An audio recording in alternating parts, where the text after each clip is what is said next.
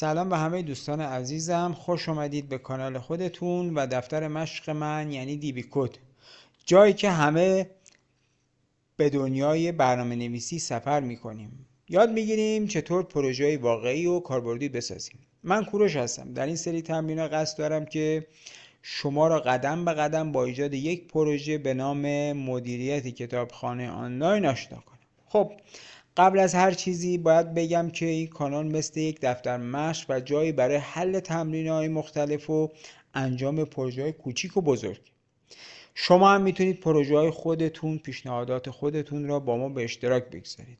اساتید و دوستان دیگه‌ای که برنامه نویسی رو در سطح بالاتر و حرفه‌ای‌تری رو دنبال میکنن، حتما من و دوستانم را همراهی و راهنمایی کنن و ما از اونا استقبال میکنیم که ما رو تو این زمینه یاری کنن.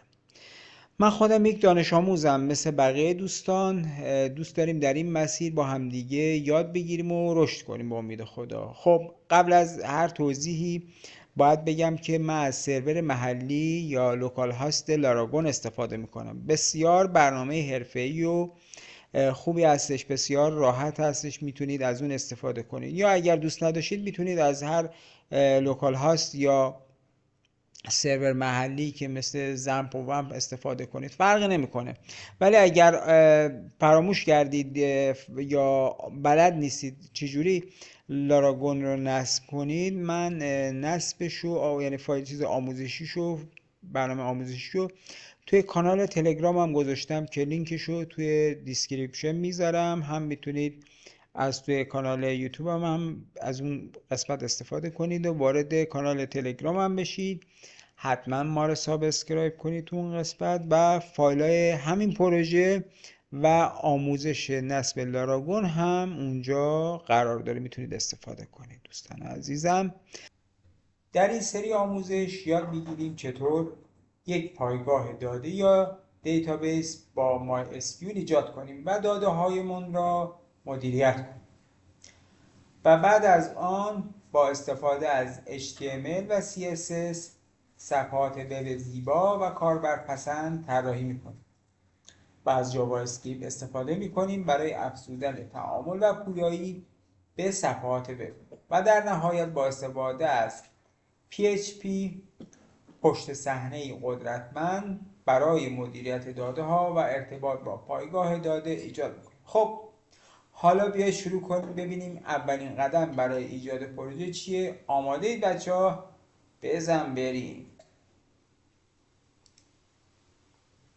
فایل ورد ایجاد کردم که مراحل رو دونه دونه تو اون نوشتم. انشالله این فایل رو من توی کانال تلگرامم قرار میدم همراه با آموزش نصب لاراگون.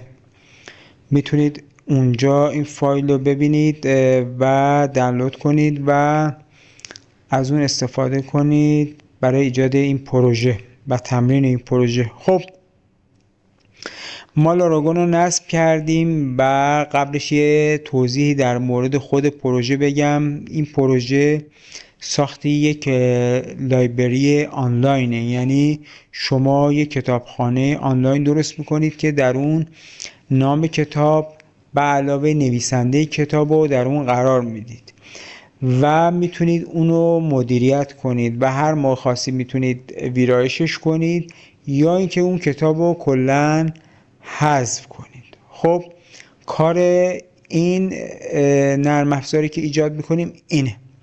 خب ما اولین قدم باید بریم توی لاراگون یک دیتابیس، یک پایگاه داده ایجاد کنیم. همونطور که میبینید وارد لاراگون میشیم، وارد PHP ادمین میشیم و دیتابیس جدید رو ایجاد میکنیم و نام دیتابیس رو میذاریم لایبرری و بعد از اون لایبرری رو درون لایبرری یه دونه جدول به نام جدول بوکس ایجاد میکنیم. بعد 3 تا ستون به نام آیدی، تایتل و آتور میدیم بهش که تنظیمات هر کدوم از این قسمت ها هم به صورت دستی که این آیدی به چه صورت باید تنظیم بشه، و ستون تایتل به چه صورت تنظیم بشه و آتور به چه صورت تنظیم بشه. من یه سری دستور ایجاد کردم که بتونیم راحت‌تر این دیتابیس رو توی PHP با دستورات SQL اجرا کنیم. دیگه احتیاجی به انجام دستی این کار نیست که دونه دونه ما بریم این قسمت ها رو دونه دونه ما لایبرری رو درست بکنیم، بعد بیایم جدول بوک رو درست بکنیم، بعد دونه دونه بیایم آیدی و تایتل و آتور رو، حالا اشتباه باشه یا چیز نباشه ما بخوایم چیز کنیم، با دستورات SQL خیلی راحت کردیت دیتابیس به اسم لایبرری رو ایجاد میکنیم.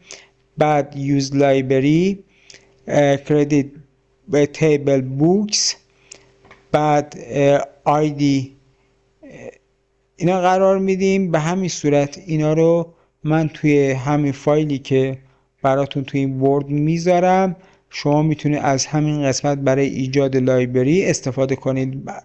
برای ایجاد دیتابیس های دیگه هم میتونید از این دستورات استفاده بکنید. شما با ترتیب نوشتاری این آشنا بشید. میتونید شما توی اینترنت هم سرچ کنید و دستورات ساده SQL رو برای ساخت دیتابیس و تنظیم ستون ها و جدول ها از اونها استفاده کنید که کارتون رو بسیار آسون و راحت خواهد کرد.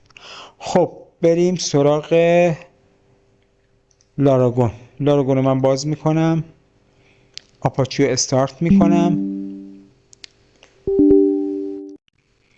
خب هم میتونم از این قسمت لاراگون دیتابیس وارد بشم، هم روی صفحه دیتابیس وجود داره روش کلیک میکنم.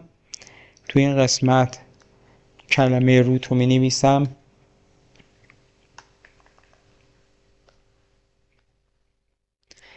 بدون پسورد، و خب وارد PHP شدیم و خب الان ما باید روی کلمه دیتابیس کلیک بکنیم و از اینجا میتونیم ما به صورت دستی کلمه لایبرری رو بنویسیم و دیتابیسمون رو ایجاد کنیم. اما من این کار رو نمی کنم، اینجا اسکیل رو میزنم و کافیه که من این کدی که اینجا تنظیم کردم و یه کپی بگیرم، یه کپی میگیرم، میرم اینجا یه پستش میکنم، بله، و گو. تمام. الان لایبرریمون ایجاد شد، دیتابیسمون ایجاد شد. همینجوری که میبینید بوکس به عنوان جدولمون ایجاد شده و قسمت های دیگه هم که باید تو این ایجاد شد. خب حالا اینجا کارمون انجام شد، یعنی ما دیتابیسمون ایجاد شد. خب ما کاری دیگه با دیتابیس نداریم، میبندیمش، میره پایین. خب ادامه کارمون اینه که ما بیایم ساختار کلی پروژه رو یه توضیح کامل بدیم. ما اولین کاری که باید انجام میدادیم این بود که پایگاه داده یا دیتابیسمون رو ایجاد کنیم. حالا خارج از دیتابیس باید بیایم پروژه خود رو عملی کنیم. خب من قسمت های مختلف رو به صورت یه عکس در آوردم و دونه دونه توضیح میدم که میخوایم کلن چیکار کنیم. اسم پروژه لایبرری منیجمنت نام داره، یعنی پس اسم پوشه اصلی ما میشه لایبرری منیجمنت. خب حالا چه فایل هایی باید ایجاد کنیم و کار این فایل ها چیه و از چه برنامه نویسی برای اونها باید استفاده بشه. اولین پوشه رو که من گفتم پوشه پروژمون شد لایبرری منیجمنت. دومین پوشه‌ای که باید ایجاد بشه ایجاد پوشه CSS و سومین پوشه که این دوتا پوشه‌ای که دارم میگم توی پوشه اصلی یعنی لایبرری منیجمنت ایجاد میشه. خب اولی شد CSS، بعد جاوا GS که فایل جاوا اسکریپت توش ایجاد میشه. اولی هم که استایل CSS ایجاد میشه توش که این دوتا برای ساختار و شکل دهی این پروژه هستن. و قسمت بعدی ما ایجاد یه پوشه هست به نام تمپلیت که تمپلیت پروژه ما توی این قسمت ایجاد میشه که این تمپلیت از بخشای هدر، فوتر، ایندکس، اد بوک و ادیت بوک هستش. خب هر قسمتشو من توضیح میدم که شما با این قسمت بیشتر آشنا بشید. دوستان عزیز بذارید که برای امروز کافیه دیگه. ما تایم فیلممون زیاد میشه، آموزشمون طولانی شد. میدونم پیشگفتار زیاد داشتیم دیگه. از این تایم به بعد دیگه میریم سراغ ساخت فایل ها و توضیح درباره دونه دونه این فایل ها که اینا چی هستن، چجوری به وجود میان، که قراره چه کارهایی برامون انجام بدن رو توی برنامه بعدی دونه دونه این فایل ها رو ما تولید میکنیم و برنامه هاشون رو می نویسیم و انشالله و پروژه رو ما ادامه میدیم. برای امروز کافیه. امیدوارم که خوشتون اومده باشه. میدونم کم و کاستی های زیادی داریم، انشالله به بزرگواریتون ببخشید. من مانند شما یه دانش آموزی بیش نیستم، استاد نیستیم. با امید خدا قرار استاد بشیم با هم دیگه.